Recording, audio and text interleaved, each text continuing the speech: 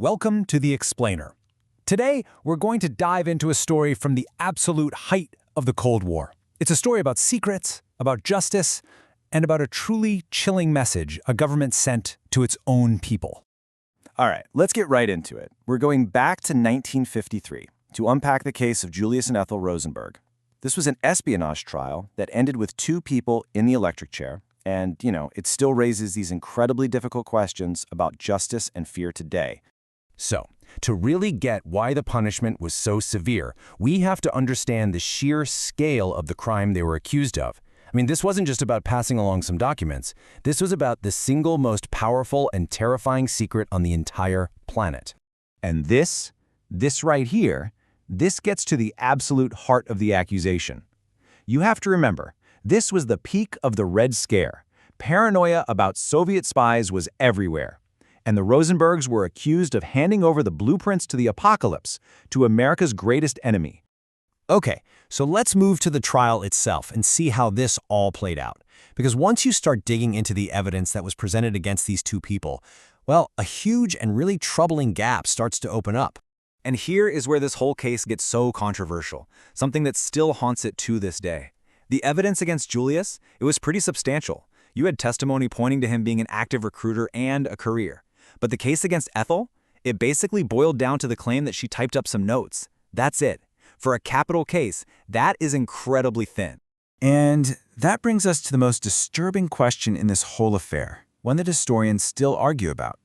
Was Ethel Rosenberg really on trial for espionage, or was she just prosecuted and threatened with death to be used as a lever, a tool to pressure her husband, Julius, into confessing and, more importantly, naming the other people in his spying?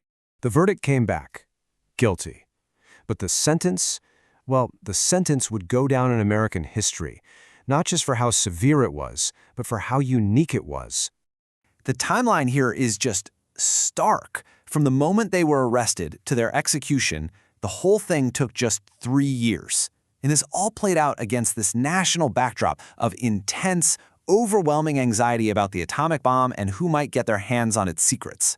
So, the crucial point really comes down to this number. 2. Just 2.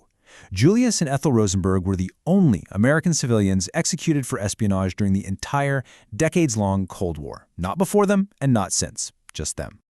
You see, a punishment this brutal and this unique, it wasn't just meant for the Rosenbergs. No, an execution this public was designed to send a clear, powerful message to absolutely everyone else. And that message was completely unambiguous. The state's most powerful secrets were absolute, and the price for revealing them was the ultimate one. It was a raw demonstration of power meant to create a chilling effect, to make sure that anyone else with access to sensitive information would think twice and then think again. Now this brings us to a really fascinating and stark contrast when you think about government secrecy.